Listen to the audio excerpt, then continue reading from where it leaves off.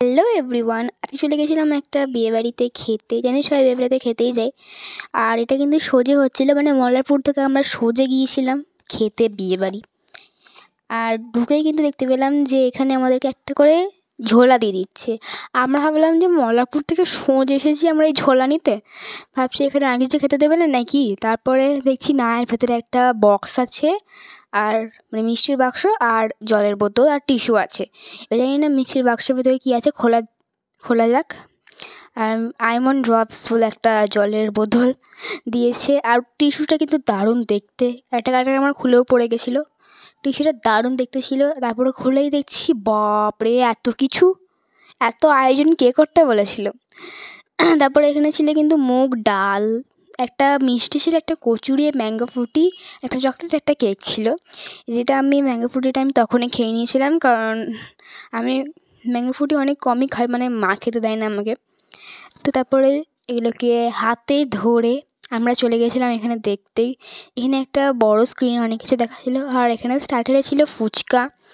আমরা ভাবলাম যে টিফিনে এত সুন্দর কিছু দিয়ে, মানে স্টার্টারে অনেক কিছু আছে, বাট স্টার্টারে ছিল শুধু ফুচকা, পকোড়া আর কফিটা আমরা টেস্ট করিনি, কারণ কফিটা আমার দেখে একদমই ভালো লাগছিল না। তারপরে চলে গেছিলাম ডাইরেক্ট মেন কোর্স শেষ করতে। প্রথমে এরকম একটা পাতা দিয়ে দিল, পাতা না এটা যাই এবারে জানি না আমি। তারপরে চলে এলো সেই একই রকম বোতল, দেখতে ভালো লাগছিল না। তারপরে চলে এলো পাতা, টিস্যু, আর এখানে মেনু কার্ডটা পজ করে দেখে নিতে পারো। তারপরে প্রথমে চলে এলো salad, sauce, Greens, salad sauce ছিল, আর স্যালাডও ছিল, আর ভেজ কাটলেটটাও খুব গরম ছিল, বাট আমি হাতে করে যখন ভাবলাম তো ওখানে অনেকটা ঠান্ডা ঠান্ডা মনে হলাম, জানি না কেন। আর সসের মধ্যে লাগিয়ে খেতে দারুণ লাগছিল। পুরোটাই আমি শেষ করেছি।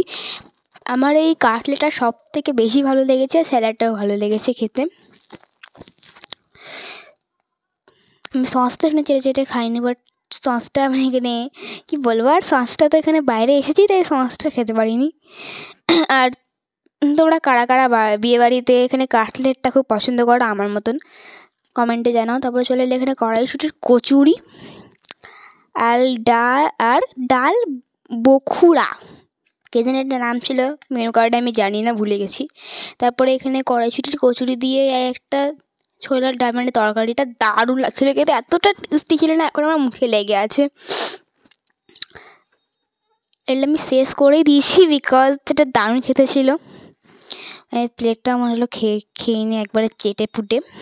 তারপরে চলে এলো কেশরিয়া পোলাও, যেটা দারুণ একদম ঝরঝরে পুরো পরিষ্কার, মানে পরিষ্কার তো না, এটা গ্রামের, তাই আমি ভাবছি এত আয়োজন কী করে হলো। তো সে যাই হোক, এখানে কাজু, কিশমিশ, বাদাম সবই ছিল।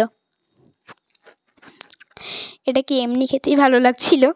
তারপরে চলে এলো চিকেন কোরমা, আর যারা চিকেন খায় না তাদের জন্য ছিল পনির বাটার মশালা। এই চিকেন কোরমা আর কেশরিয়া পোলাওটা দিয়ে খেতে জাস্ট অসাধারণ ছিল, এত সুন্দর ছিল। আমি আর এখন আমার মুখে লেগে আছে ওই কচুরি, মানে কড়াইশুঁটির কচুরি আর ডাল বথু রাখা মতন।